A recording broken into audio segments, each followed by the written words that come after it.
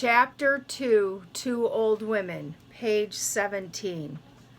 Let us die trying. Chagdasa sat quietly as if trying to make up her confused mind. A small feeling of hope sparked in the blackness of her being as she listened to her friend's strong words. She felt the cold stinging her cheeks where the tears had fallen and listened to the silence that the people had left behind.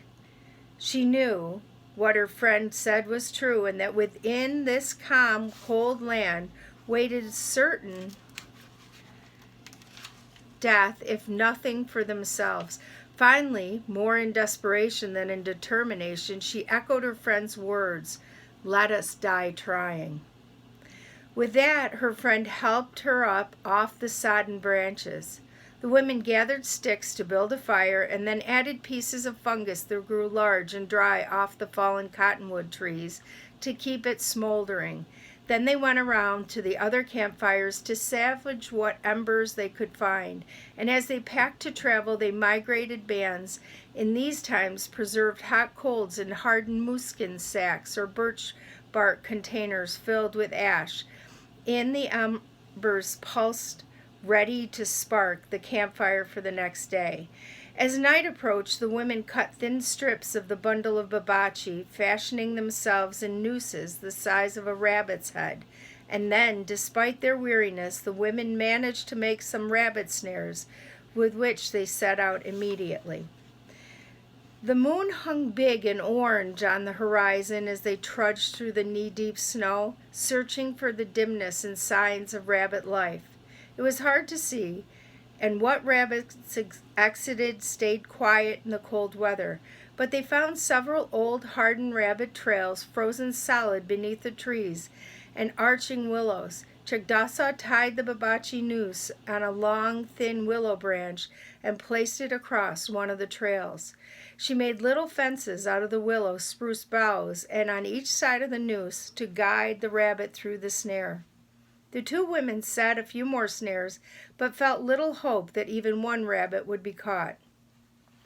On their way back to camp, Sa heard something skitter along the bark of a tree. She stood very still, motioning her friend to do the same, and both women strained to hear the sound once more in the silence of the night. On a tree not far from them, silhouetted on the now silvery moonlight, they saw an adventurous tree squirrel. Sa slowly reached into her belt for the hatchet, and with her eyes on the squirrel and her movements deliberately and slow, she aimed the hatchet towards the target that represented survival. The animal's small head came up instantly, and Sa moved the hand for a throw, and the squirrel darted to the tree, and Sa foresaw this and aimed a little bit higher and ended the small animal's life in one calculating throw, with the skill of a hunting knowledge that she had not used in many seasons. Chagdasa let out a deep sigh of relief. The moonlight shone on the younger woman's smiling face as she sat proudly and yet shaking voice. "Many times I have done that, but never did I think I would do it again." Back at camp, the women boiled the squirrel meat in snow water and drank the broth, saving the small portion of meat to be eaten later, for they knew otherwise this could be their last meal. The two women had not eaten for some time because the people had tried to conserve what food they had. They now realized why precious food had not been given to them. Why waste food on the too old that will die? Trying not to think about what had happened, the two old women filled their empty stomachs with the warm squirrel broth and settled down in their tents for the night. The shelter was made of two large caribou hides wrapped around three long sticks, shaped into a kind of triangle. Inside were thickly padded spruce boughs covered with many fur blankets.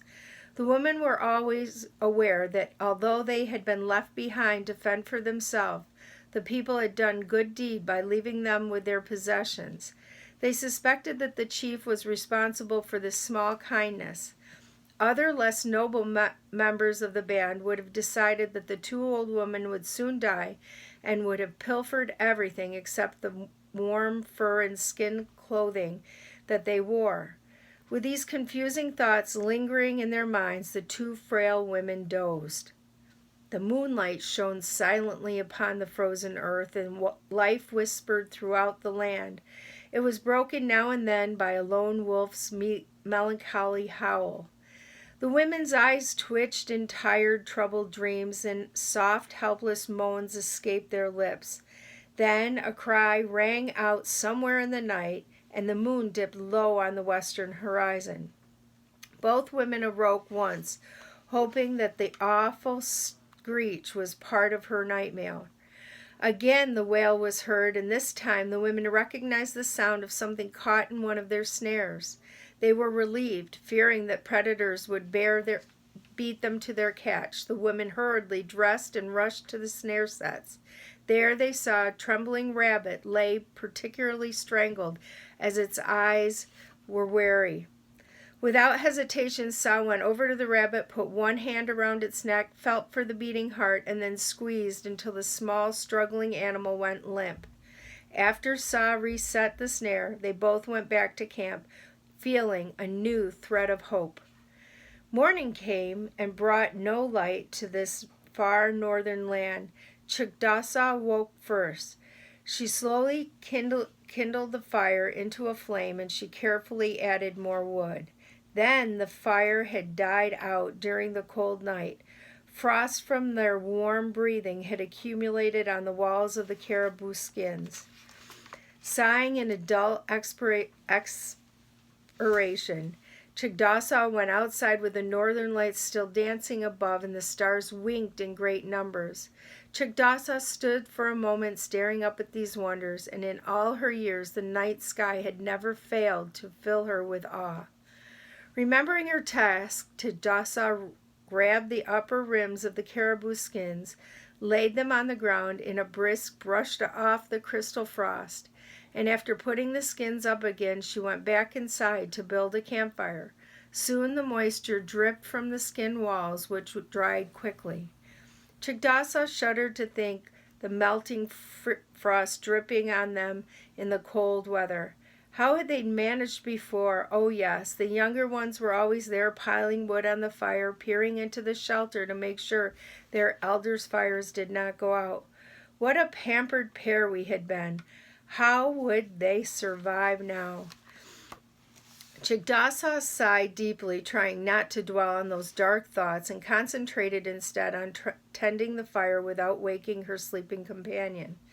The shelter warmed as the fire crackled, spitting tiny sparks from the dry wood. Slowly, Sas awoke to this sound and laid on her back for a long time before becoming aware of her friend's movement.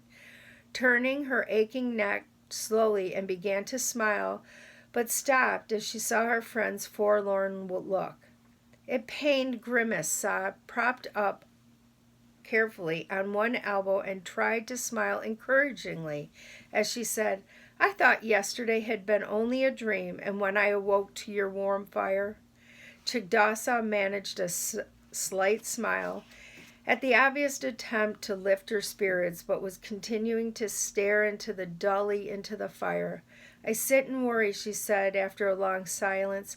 "I fear what lies ahead. No, don't say anything." She held up her hands, and as her friend opened her mouth to speak, "I know that you are sure of our survival. You are younger." She could not help but smile bitterly at the remark, for yesterday they had both been judged as too old to live with the young. "It had been a long time since I have been on my own, and there's always been someone there to take care of me, and now," she broke off with a hoarse whisper in tears that fell much to her shame. Her friend let her cry as the tears eased, and the older woman wiped the dampened face, and she laughed. "Forgive me, my friend, I am older than you, yet I cry like a baby." "We are like babies," Sa responded, and the older woman looked up in surprise, as much as admission. "We are both helpless babies." A smile twitched on her lips as her friend started to look back slightly, affront on the remark, but before Chugdasa could take it the wrong way, Sa went on. "We have learned much during our long lives, yet there we were in our old age, thinking we had done our share in life. So we stopped. Just like that. No more working like we used to, even though our bodies were still healthy enough to do a little more than we were accept ourselves. Chigdasa sat listening, alert, her friend's sudden revelation as to why the younger ones thought it best to leave them behind. Two old women, they complained, never satisfied. We'd talk of no food and how good it was in the days when really it was no better. We think that what we are is old. Now, because we've spent so many years convincing the younger people that we are helpless, they believe that we're no longer of any use in this world. Seeing tears fill her friend's eyes at the finality of her words, Sa continued in a heavy voice with feeling. We are going to prove them wrong, the people and death. She shook her head, motioning into the air. Yes, it awaits us, this death, ready to grab us in a moment. We show our weak spots. I fear the kind of death more than suffering you and I will go through. If we are going to die anyway, let us die trying. Chigdasa stared for a long time at her friend and knew that what she was saying was true. The death surely will come if they did not try to survive.